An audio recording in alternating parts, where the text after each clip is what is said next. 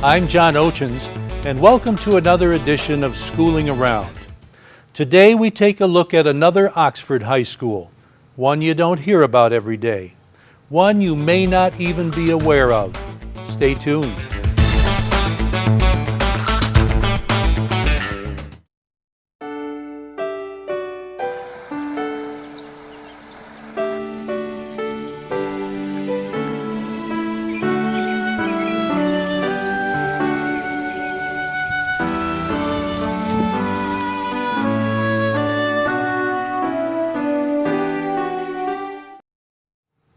About a year ago, I was first made aware of the Oxford Bridges High School. I saw it on the school website and was curious. You don't hear about it in the same breath as pre-engineering, robotics, and Chinese. As it turns out, it's just as important, but on a different level. You see, Oxford Bridges is an alternative high school. This is a school whose goal it is to help kids who are struggling. We're not just talking about mental struggles here. Some of these kids are forced to deal with health issues of themselves or family members, broken homes, or a lot of other things that you and I might say kids shouldn't have to deal with. There's roughly 50 to 60 students in Bridges at any one time. This year, 19 of them were seniors, 19 of them graduated. They occupy some of the classrooms in the Oxford Middle School. Their principal is Aletha Van Loosen. While not new to Oxford, Aletha took over this job at the beginning of the last school year. We'll talk to her when we return.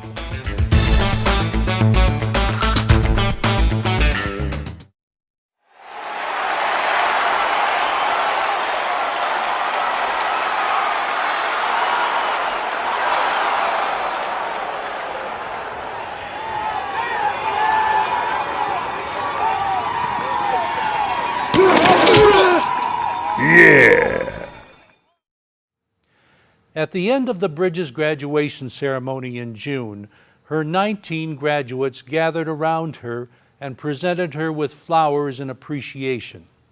Aletha Van Loosen tells us more about her Bridges journey. Oxford Bridges came into being as an alternative option for students to receive their high school diploma. There's students that go to the high school. They get lost amongst the 1,700 or so other students in there. They could have a multitude of issues that arise because they get lost. They could have learning disabilities, they could have family issues, they could have their own illnesses that prevent them from being successful in that type of situation. They could just not be comfortable in that large of a venue. Mm-hmm. So they get behind in credits and they're not on track for graduation, and they are recommended for the Oxford Bridges program. We only take students from 10th to 12th grade. So they are recommended after their 9th grade year, or somewhere halfway through their 9th grade year we are already looking at them for the Bridges program. And one of the things that makes us unique is that we have small classroom sizes. Our largest classroom is about, say, 23 to 25 students, where in the high school their classes are 35, 36 in a classroom. Mm-hmm. So most of our classes probably have about 15 students. Okay. Where the teachers are able to give them more individualized attention so that they are successful. We also don't require as many credits for graduation. So say the high school requires 28 credits for graduation, we require 21. Mm-hmm. They still have to meet all of Michigan standards as far as credits, math, science, social studies, English, but they are reduced in the number of electives they need. So these kids are 10th, 11th, and 12th Correct. Graders. So in other words, they've kind of tried the 9th grade elsewhere? Yes. And then felt that this would be a better alternative Yes. for their particular Mm-hmm. situation. Mm-hmm. What is the most common reason that a student would be coming to your school? Well, right off the bat, it's that they are not passing their classes. And so they are not meeting the requirements to be able to graduate in a timely manner. Any particular background or any particular reason? I would say it's a multitude of reasons. A lot of they, different right. things. They might not be attending high school regularly, but that attendance might be due to family problems. They might have to take care of siblings at home. They might be working. They might be sick. So it's just A whole bunch of a whole bunch of- possibilities correct. there. Okay. Of the 19 kids who are graduating, you've got some college prospects, don't you? We do. Tell us a little bit about that. Well, I have a student who is going to Specs Howard. I have another one who is going to the community college. There's another one who's going not to college, but she's plans on becoming a tattoo artist, so she is going to be getting a internship. I have another young man who, again, it's not college. He is planning on becoming a volunteer firefighter to begin with, and then doing what it takes to become a firefighter. I have another young man who is going to be working at an aerospace company in the area. He's starting at $16 an hour with hopes of overtime, so that's a fairly good wage for a young man who's 18, 19 years old. And they've offered to pay for school should he choose to stay there. That's wonderful. So right off at the top of my head, those are. Now, do most of your students come from Oxford High School? They all come from Oxford High School. They all come from Yes. Oxford High School. Yes. Okay. We do not have open enrollment where we take students from other districts. So I all of see. our students come from Oxford High School. So they start out at Oxford High School, and if things aren't good for them there, then it is recommended that they come over Yes. here and you help them out over here. Yes. Can you give us an idea of some of the special programs that you would have for kids over here to help them along? We have 2 paraprofessionals that assist in the classroom. We do some online learning so that anything that they've missed in the 9th grade, they can make up online. Is that with online connected classes. in connection with the virtual academy, or? It is and it isn't. We run the courses here, but Edgenuity, the program we use, is through the OVA program. But we're responsible for overseeing it here. So they're not actually through the virtual academy. So they're allowed to make up their 9th grade classes here, and that's something they can do at home also. They can, because it's an online learning program, they can access it from home. So they're able to work on it at home or at school. We stay after school with the kids at least twice a week if they need to make up some work or online learning work, so that we can monitor them and help them where needed. The parapros that are in the classroom help online with the students, but they also help teachers so that students get individualized attention if they need it. I could tell from the program last night that there ends up being a big emotional attachment between you and the kids. Most definitely. I mean, we're talking about a smaller group of kids, so you see more of them, you get more involved in their lives. I'm sure that during the course of the years that they've spent with you, you probably have 1 or 2 good stories to tell about helping kids along. Without giving any names, would you care to relate any of that sort of thing to us? Well, I'm going to relate. This is my first year here, and I am going to relate to you the difficulty that we had this year. I was assigned to Bridges in the fall, in August, and there was nothing up and running. Even though the program was here last year, the students had not been enrolled yet.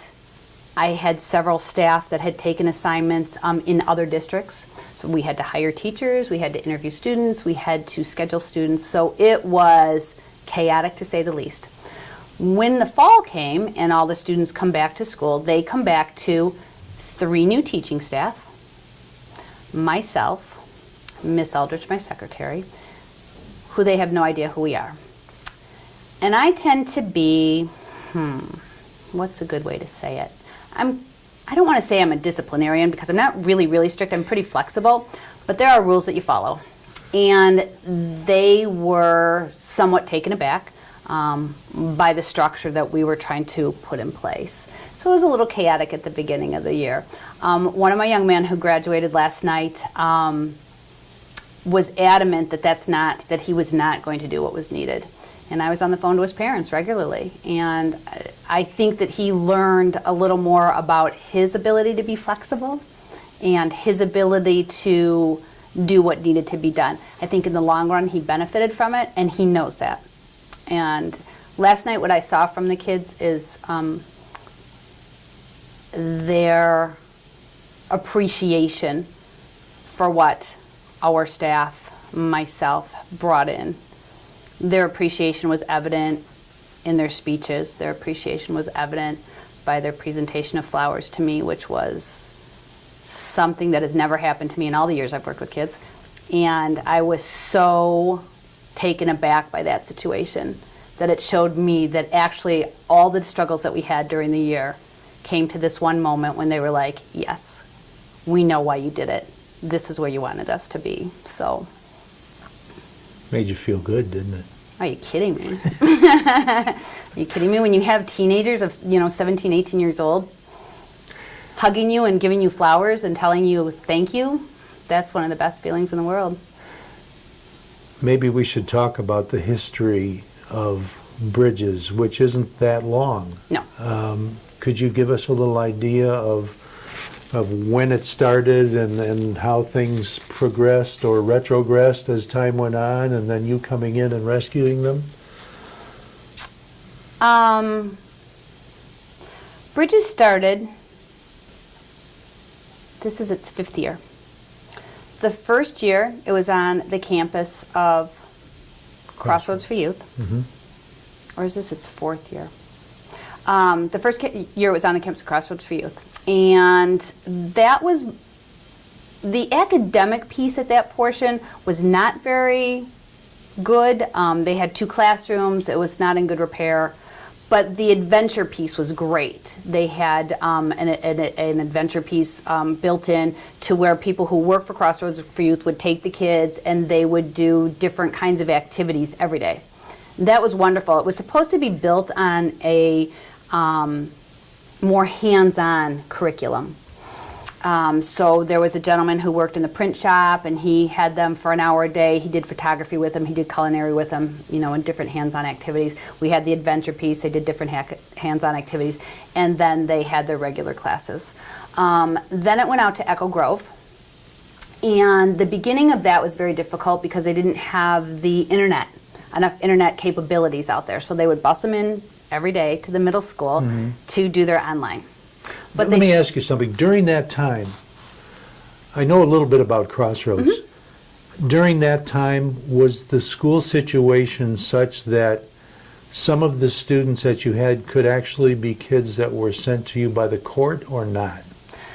No, not at Bridges. Not at that time? No, Bridges is separate from Crossroads. I know now it is, but back then. Okay. Yep, it has always been. It has always been. Right. It was on the same campus.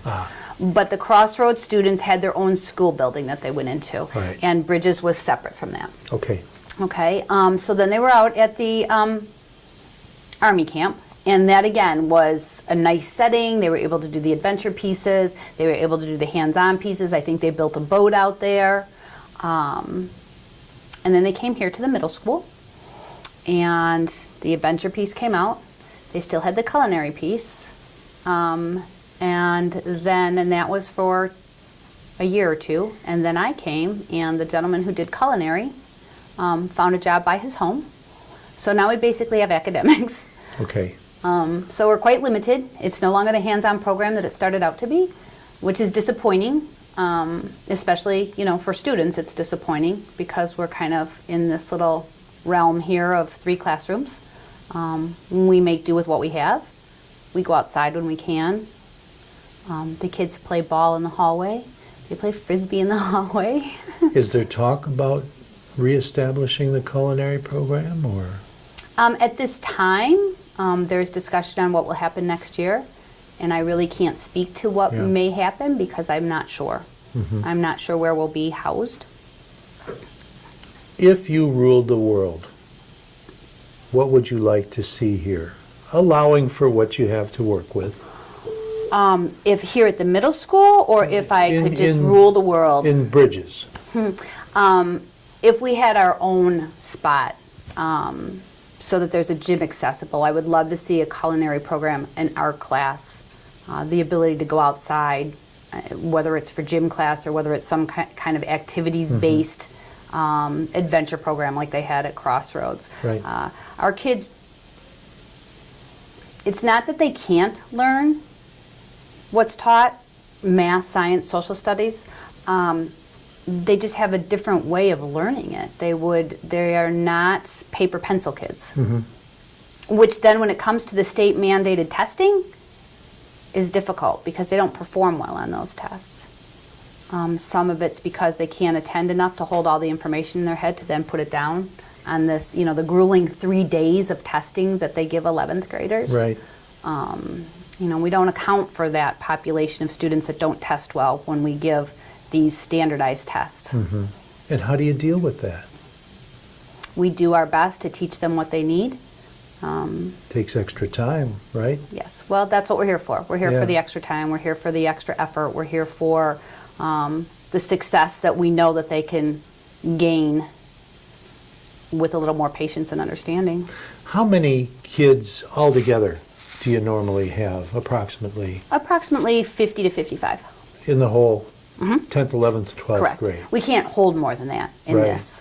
But that gives folks an idea of how small the classes must Yes. be. I have 3 teachers, and then I have a parapro who works in the morning online classes. And so at any given time, there's always 3 teachers teaching. So it's 55 kids divided by the 3 teachers Right, always teaching. right. Now tell me a little bit about Aletha Van Loosen. Where have you taught before? Tell me a little bit about your teaching history. I have always worked with at-risk youth. I started out working in private nonprofit, a place called Vista Maria, which is in Dearborn Heights. It's for girls who have been adjudicated through the court system. I started out working in a secure setting where the door is locked behind you, which is a very different feeling walking into some place and locking doors behind you. The girls were locked into their bedrooms at night. I worked there for a total of 10 years. My first 5 were spent working in the residential program, and then I went into running a foster care program where I had several staff who went out into homes, did therapy intervention with the foster parent, with the child, and with the natural birth family of the children in care. From there, then I started in Oxford schools in 1999. And I started over at Crossroads for Youth in the school, in Oxford schools placed on the grounds of Crossroads for Youth. So you've been there and done that, haven't you? And then I got laid off in 2006, and I went up to Flint, and I was a principal of their alternative school in Flint. And that was a Bendel Carmen Ainsworth consortium, and I was up there for 4 years, and then was called back to Oxford in 2010, and went back to Crossroads for Youth. My expertise is I'm a social worker, a school social worker. Right. And so I went back to Crossroads in 2010 and then started in Bridges this year, in the fall. Let's go back to the if you ruled the world scenario. As a social worker, teacher, with the experiences that you've had for these kids, do you have any recommendations? I mean, in general, for this at-risk kids who are in this situation, is there some way we can do better in our educational system for them? Well, it's a double-edged sword because these kids feel like they don't fit in, and then when we put them into when we exclude them, then they really don't fit in because now we've excluded them. However, to keep them in that 1,700 population situation is, unless you really have a lot of interventions in place, it's not going to work for them. They're going to be disruptive, they're not learning, they're not coming to school, they're not keeping pace with the other kids. So it's a double-edged sword because really an environment where they're separated is conducive to what they need, but it separates them even more. So do I have all the answers? No. When I was in Flint, I had about 150 students in that alternative school. And we were able to build a nice community. We had our own prom. We, did a lot of things that a regular school would do because we had a lot of kids. 50 kids makes it a little more difficult and challenging to do some of those. We're now our own school.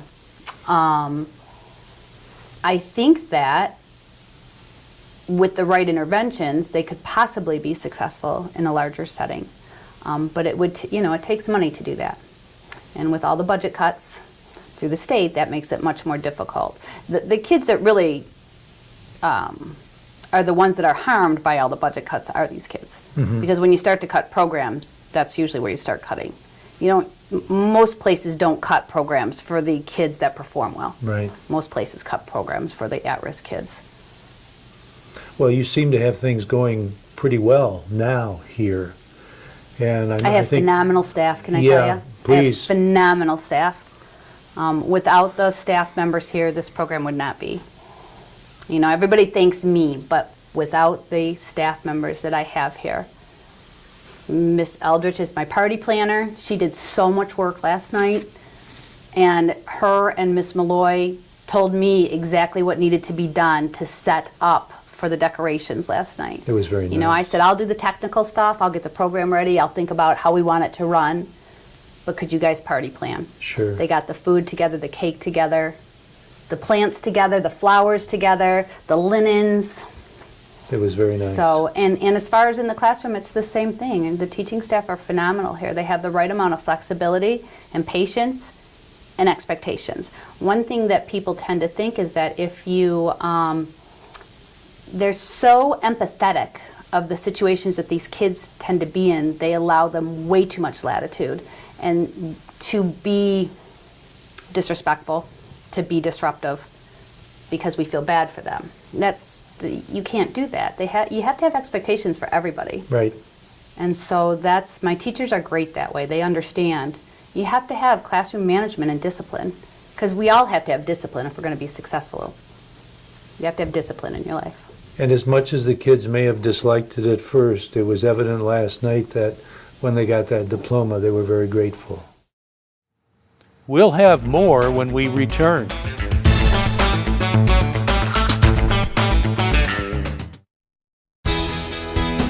Everywhere you turn in Oxford is a new opportunity for fun. From the sandy beaches of Stony Lake and Scrifter to the many different sporting events and other recreational activities held at Seymour Lake Park. For those who like long walks, you can find yourself exploring the Pollyant Trail throughout Oxford's more scenic areas. And if it's seclusion you like, look no farther than Oakwood Lake Park. So bring your family or friends out to see one of our beautiful parks today. At the Bridges graduation ceremony, you could tell that a tremendous victory had been achieved. Here's part of Principal Van Loosen's graduation address. I cannot tell you how happy I am to be here with you today. This year has been a journey. 5 out of 7 new staff members, rule changes, new students coming in. I have to say, you handled it well. This says a lot about you. While many people do not like change, the fact that you did your best, well, most of the time, to accept it and move forward says that you're ready to face life head on. Change is inevitable. One of those things you have little choice in. How you handle it, though, speaks loudly about who you are and what you're made of. You are all resilient, made of tenacity, determination, and grit. Over the year, most of you shared bits of your personal lives with me, which I will always cherish. You have let me know that many of you have not always had it easy, but you are strong. Here you are. Not one of you has summer school, and all of you have your diplomas on stage. You could hear the pride in the voices of the student speakers as well.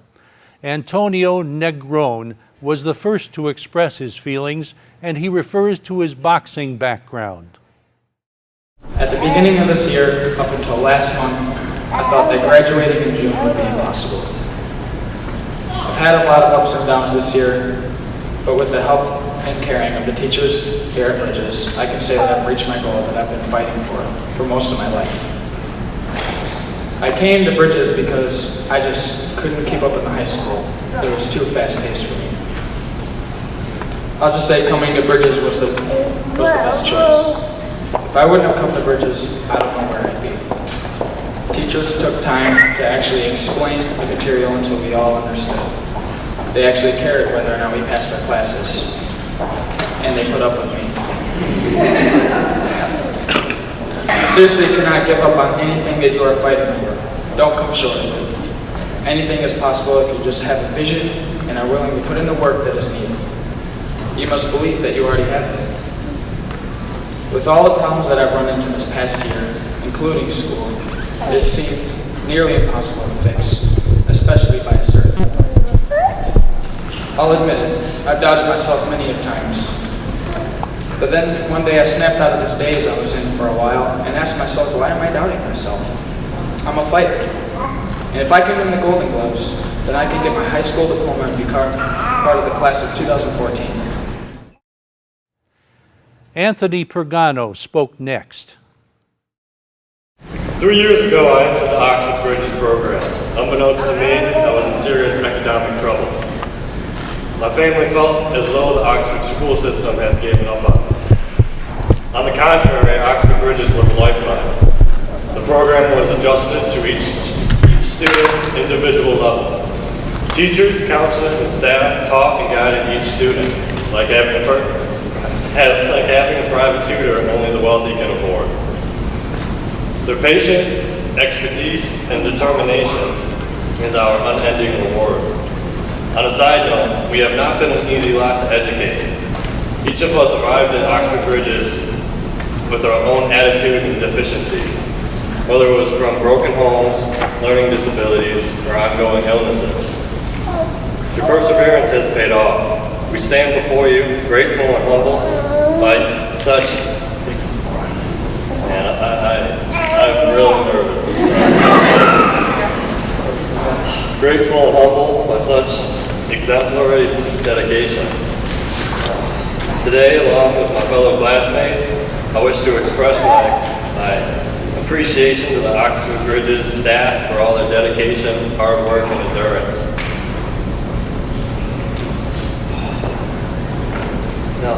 They have gone above and beyond the ordinary scope of a teacher's job. They are definitely extraordinary. The class of 2014 thanks you. We have all succeeded and have a brighter future because of Oxford Bridges. As Aletha said earlier, when cuts are made, these are usually the first programs to be affected. As it turns out, although there was some talk of combining forces with another school district, Oxford Bridges will continue as last year at the middle school. Once again, Aletha and her staff will use their time and talent to bring another class to that graduation stage and make a difference. On our next Schooling Around, we'll look at the Oxford International Student Program. We'll check out how it works, talk to some of the students, and find out what it's like to live and study so far away from home. Please join us at 11 a.m. and 10 p.m. on Monday through Friday and 11 a.m. on Saturday. Thanks to Russell Courier on camera, Kyle Snades at the controls, and Ryan Miters at the editing desk. And to you for watching. I'm John Oetjens for Oxford Community Television, keeping it local.